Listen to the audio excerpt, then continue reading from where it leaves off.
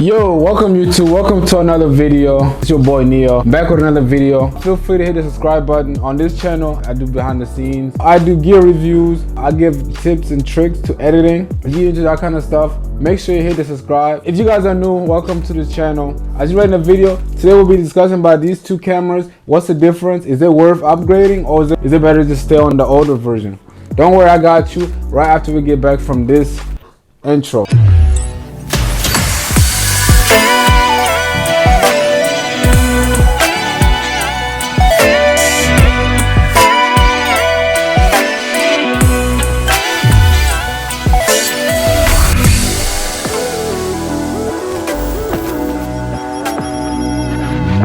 Okay guys, welcome back. I have two very similar cameras right here in my hand.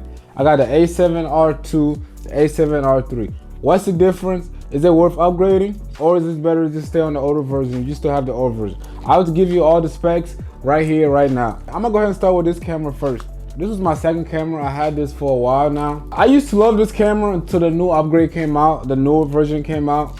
This is the Sony a7Rll. It was released in August 2015, which is 8 years now. Camera is still pretty good. I still love it. I'm gonna give you the pros and cons, why I don't use it as much, and why I think it's not good for me, at least. It's a mirrorless interchangeable lens, which means you can remove the lens and change it and put a different one. The only reason why I don't like this camera, the battery life doesn't last that long, so you gotta carry a lot of these batteries. In the whole day, you're probably gonna use about like 5 of these just to get you through the whole day. That's one of the main reasons why I didn't like it. One of the reasons why I used to love this camera was the megapixel. This is a 42 megapixel, which means it's really sharp. It gets them image sharp. The build quality is nice. As you can tell, the build quality is nice. It's really like a tank. I had this for 3 years now, and it's still working fine. I had no issues. The only issues I have is the door. The little rubber part that holds the door right here came off. Other than that, camera still works perfectly fine. I had no issues. It shoots 4K 60. The autofocus. The autofocus is really bad on here, especially when it comes to video. It keeps hunting. Like whenever you're trying to focus, it's really bad with autofocus. If you're shooting a subject and something walks right in front of the camera, you lose its focus. It doesn't keep focus. It has 399 focus points. The a7R3. This is the newer version. This was actually released 2 years later after this one. The build quality is nice. They actually improved. The autofocus is way better on this one. The battery got improved. We got a bigger battery. This battery can last you all day. It's way bigger compared to the other battery. It has 425 focus points, which is 25 more than 7R2. They both have the 42 megapixel. The other thing that got improved on the newer version is this one has dual slot for the SD cards. You can put 2 cards instead of having one. This one only has 1, but this one has 2, which is good. That way you can record double. In case one gets corrupted, one of the cards doesn't work, you still have backup on it. That's the other good thing about it. The charging ports got upgraded. They added USB-C, which means you can charge the camera. The shutter speed got improved. This one shoots 10 frames per second versus the older one only shoots 5, which got double. It shoots way more frames per second.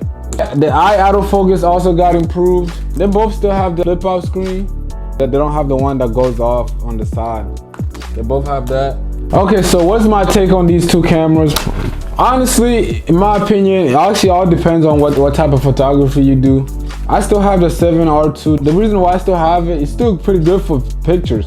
But when it comes to video, it's just the autofocus, the thing that kills me, and the batteries doesn't last that long, especially when you're shooting 4K. The reason I still have the 7R2 is just mainly for the photos. It still has the 42 megapixel and the full frame. Should you upgrade? If you have the money to upgrade, I would upgrade, mostly because the autofocus and the longer battery. Other than that, everything is basically still the same. Just the autofocus got improved, the battery life. What's the price on the camera? For the 7R2, you can find them like used in good condition around 1,000. I got around 1,000, 1,500.